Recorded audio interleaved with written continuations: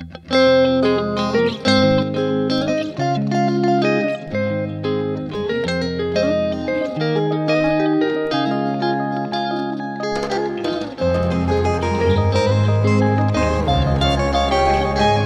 mots pour résumer mon année. Étonnante, enrichissante et beaucoup de rire. En fait, c'est vrai.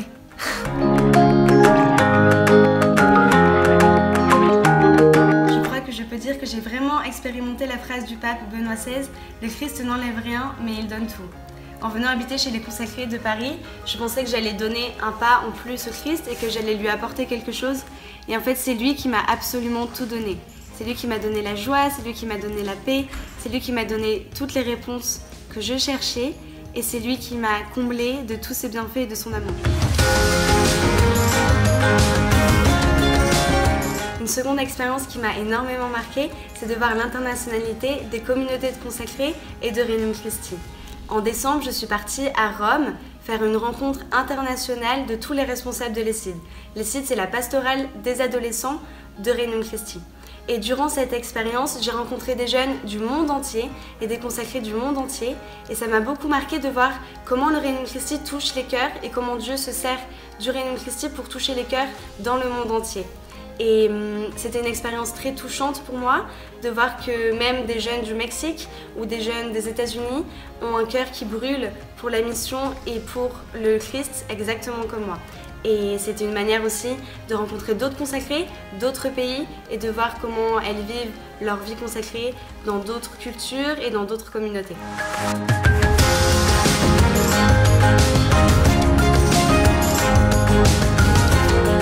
Une autre expérience qui m'a aussi beaucoup touchée, c'est pendant ces vacances, les consacrés nous ont invités avec d'autres filles qui sont en cheminement vocationnel dans leur école en Suisse pour participer à une rencontre européenne des consacrés. J'étais donc avec 2 autres Allemandes et une Française et nous avons pu partager nos expériences. C'était super enrichissant pour moi de voir d'autres filles qui traversent la même période de questionnement que moi et qui vont vivre cette expérience de vivre avec les consacrés.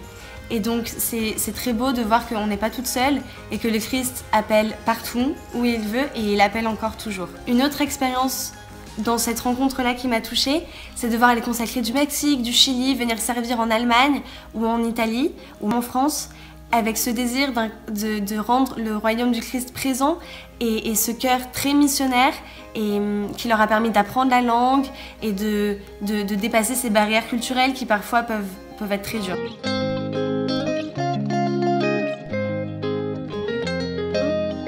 La vie en communauté cette année a été très riche pour moi.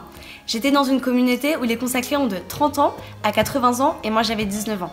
Donc il y a une grande diversité d'âge, une grande diversité de nationalités, d'origine familiale, culturelle et c'était très enrichissant de vivre avec tous cette multiculturalité. Et ça m'a beaucoup apporté personnellement, ça m'a fait grandir en liberté et aussi en connaissance de moi-même.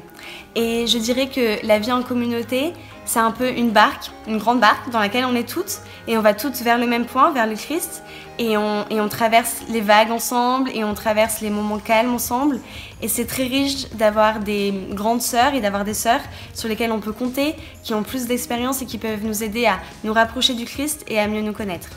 Et je crois que je ne verrai pas la vie consacrée sans la vie communautaire parce que comme Jésus était avec ses disciples et avait une communauté avec ses disciples, je pense que la vie en communauté nous permet d'être ensemble dans la mission et dans la vie pour mieux nous rapprocher du Christ.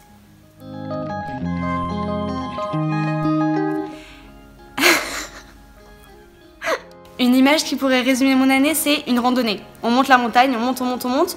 Parfois, on ne voit jamais le bout, mais on sait qu'on va rencontrer plein de personnes sur notre chemin qui vont nous aider à trouver le bon pas, à aller à droite, à aller à gauche ou à continuer tout droit.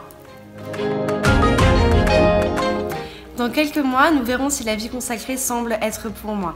Si c'est le cas, je commencerai donc le processus de discernement vocationnel proposé par la Société de vie apostolique des consacrés de Regnum Christi. Si Dieu le veut, je partirai à Monterrey pour la candidature pendant 2 ans et à la fin de ces 2 ans, je ferai mes vœux provisoires. Ensuite, s'en suivra une période d'études de 3 ans en Espagne avec le renouvellement des vœux provisoires, puis la pratique apostolique pendant 2 ans avec à la fin de cette pratique apostolique les vœux perpétuels. Si la vie consacrée est pour moi, je crois que j'en serais très heureuse, mais parfois, comme Pierre, j'hésite un peu, j'ai l'impression de marcher sur les eaux, mais heureusement, le Christ est toujours là et il m'accompagne dans chaque décision que je prends en toute liberté.